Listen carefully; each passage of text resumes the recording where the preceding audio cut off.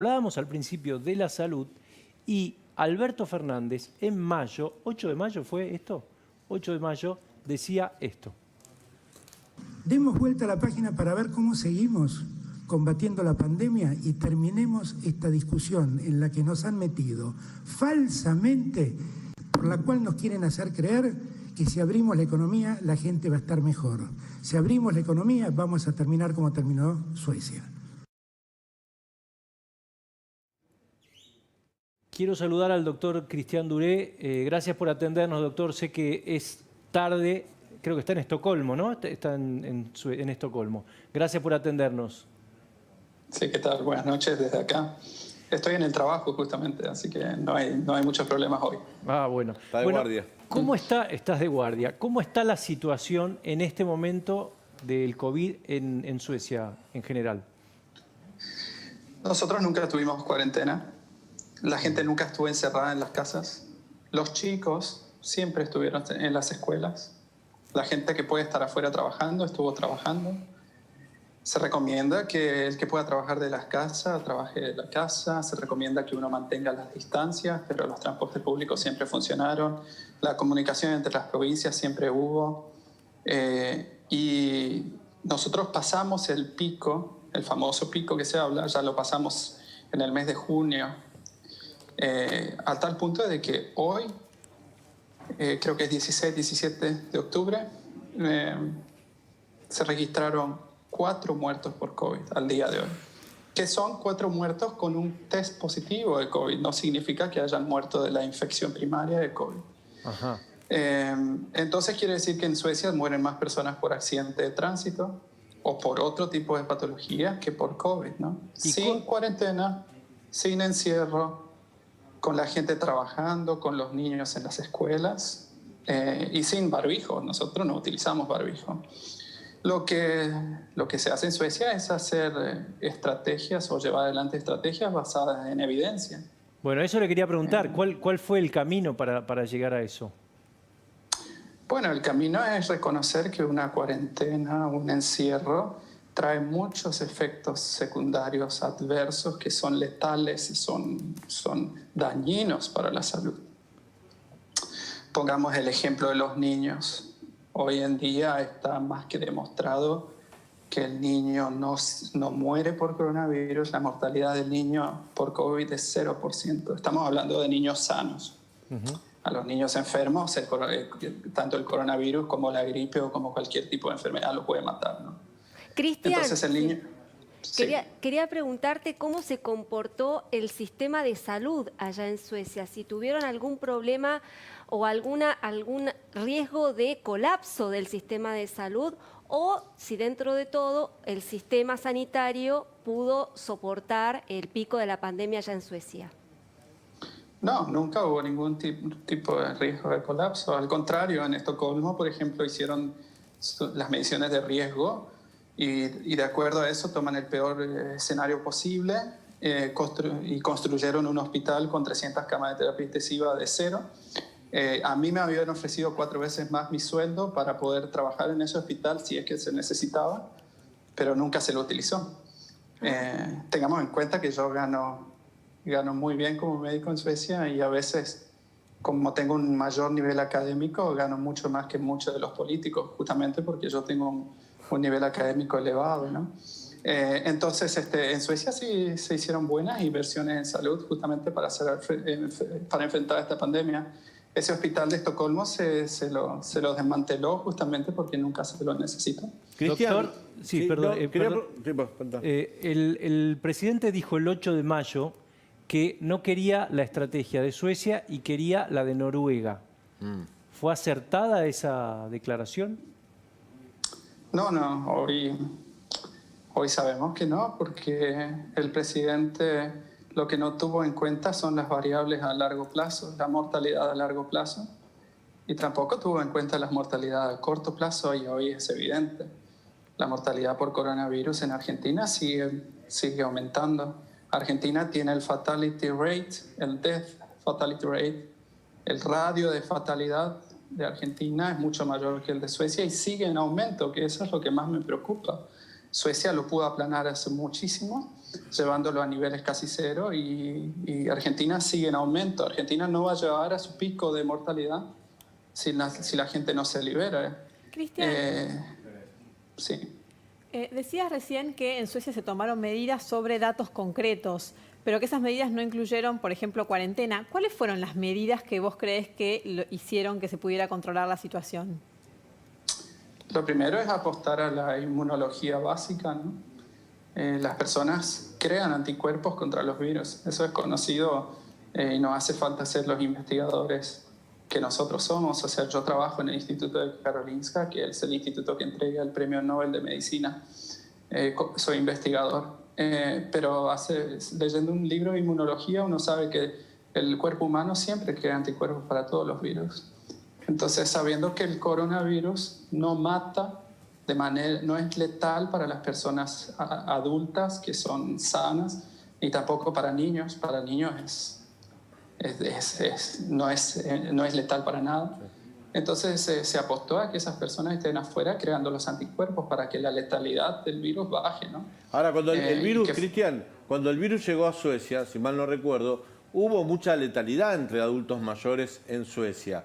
Hubo una ola de fallecimientos de adultos mayores producto del COVID. ¿Qué medidas se tomaron para evitarles? Porque ahora sí prácticamente no hay letalidad, algo hicieron, porque adultos mayores sigue habiendo. Y justamente eso es lo que explicaba. Cuando uno expone a la población y la población crea anticuerpos, hace que la misma virulencia, la misma letalidad del virus baje. El problema fue que en esta población también estuvo expuesta a los ancianos, como usted mismo lo decía. Y lo que se aprendió en Suecia es que si llega a haber una segunda ola, que no se cree que va a haber, pero si llega a haber una segunda ola hay que cuidar más a los ancianos. La restricción que sí hubo fue que no permitir visitas a los geriátricos, pero eso ya se levantó, justamente porque la letalidad del virus bajó y porque hoy se sabe que al paciente anciano se lo puede cuidar igual. Cristian, yo te quería preguntar justamente, vos acabas de mencionar lo que tiene que ver con la segunda ola. Ahora en Europa estamos viendo algunos rebrotes en algunos países. En Suecia, allí en Estocolmo, ¿se está tomando alguna medida restrictiva, digamos, en cuanto a la salida a los bares, en cuanto a las reuniones sociales y demás, o todavía se mantienen con la misma estrategia inicial? No, se mantiene básicamente con la misma estrategia inicial. Lo que ahora, viendo que muchos países en Europa están teniendo la segunda ola y teniendo en cuenta que en Suecia viene el invierno, que también hace que sea un poco más difícil llevar adelante cualquier tipo de estrategia, lo que se hace es hacer una entonación, o sea, hacer entonación acerca de las medidas que ya existen. Pedirle a las personas que si están enfermas se queden en la casa, que traten de mantener distancias en los transportes públicos, que no se amontonen en los bares, en los restaurantes. Y todavía se mantiene la restricción de congregaciones hasta un máximo de 50 personas. Pero esas restricciones son para lugares públicos y también hay recomendaciones de que si hay fiestas privadas de que no sean más de 50 personas. Más de 50. Pero todavía no va la policía, por ejemplo. Eso ya es decisión de cada persona de tomarlo, ¿no? Pero sí son recomendaciones que el Ministerio de Salud las da. Doctor, ¿usted me puede esperar unos instantes que vamos a actualizar las cifras que tenemos? Porque, bueno, están las cifras de último momento, Daniel. Sí, Pancho, a propósito de las cifras, ahora vamos a dar el parte del día de hoy, pero hoy hubo una polémica internacional que puso a la Argentina al borde de un papelón internacional respecto a las estadísticas oficiales del COVID.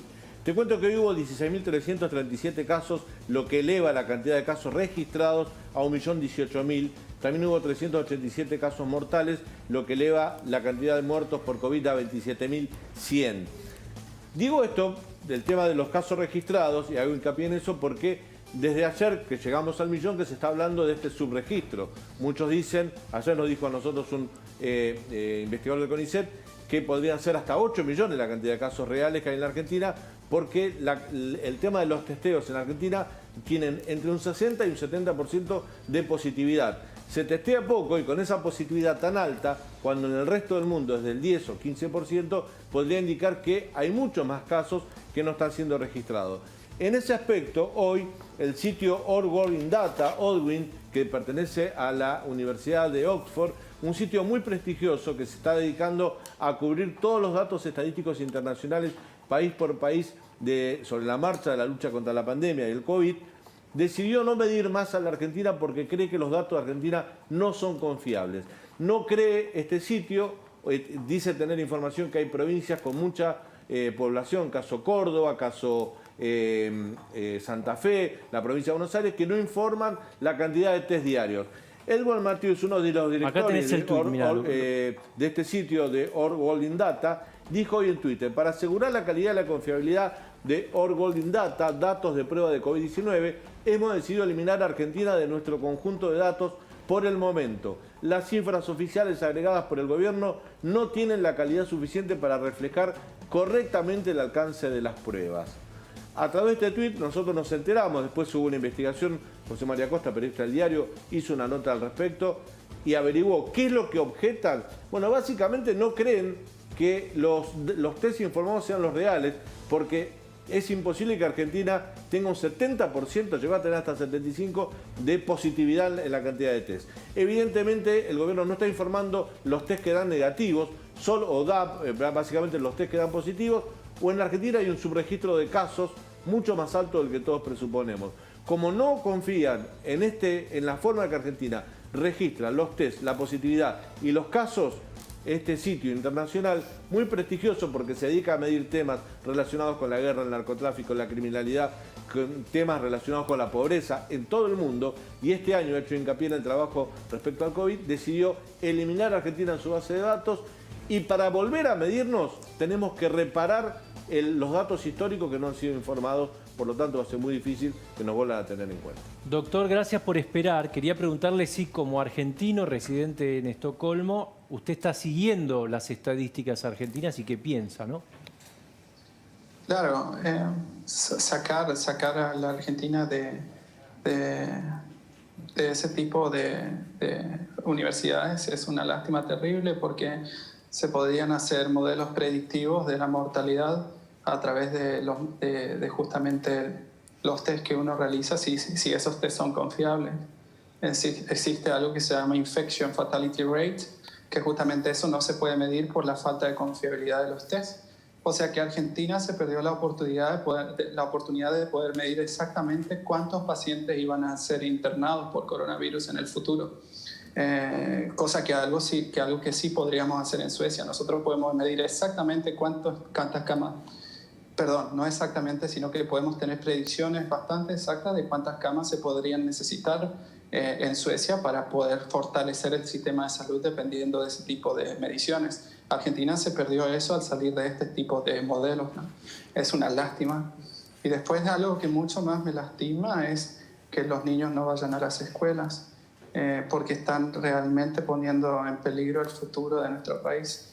Hoy en día no existe ninguna evidencia que sustente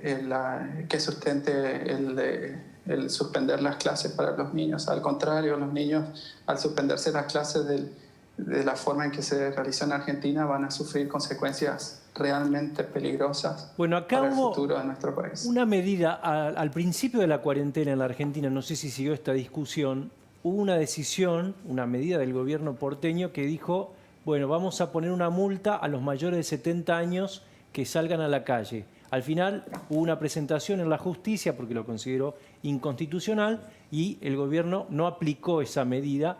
Pero cuando uno le preguntaba al ministro de Salud porteño, decía, si pudiéramos aislar a los mayores de 70, con eso tenemos la crisis solucionada. ¿Qué piensa usted de una medida semejante? Yo creo que en Suecia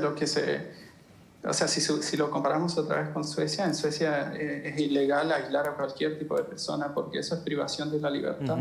Sobre todo teniendo en cuenta que la mortalidad de este virus no es alta. Al contrario, teniendo en cuenta la cifra de infectados, la mortalidad es baja si lo comparamos con otro tipo de enfermedad. Ahora, pacientes de 70 años o personas de 70 años pueden ser mucho más sanas que una persona de 50 años. Entonces, es imposible medir a cuál persona de 70 años está bien entrenada y no tiene ningún tipo de comorbilidad y qué persona de 70 años tiene muchas comorbilidades, obeso y realmente puede morir por este COVID. Entonces yo creo que es una lástima que se estén llevando ese tipo de estrategia o que se esté pensando en cuarentenas, ¿no? Lo que yo creo que sí se debería hacer es, a tal punto de que uno quiera aislar a alguien, cosa que obviamente que hoy existe evidencia de que no funciona. Pero si uno quiere aislar a alguien, bueno, serían los mayores de 65 o 70 años que se deberían aislar, pero de ahí para abajo ninguno debería estar aislado, justamente porque ustedes tienen evidencia, porque viven en ese país. Mi mamá también vivió en ese país, ustedes tienen evidencia de que ningún tipo de aislamiento funciona. Doctor, muchísimas gracias, gracias por la hora. Bueno, en realidad Está de guardia. va a seguir trabajando ahí, así que esperamos volver a contactarlo porque este tema lamentablemente va a seguir. Muy amable, ¿eh?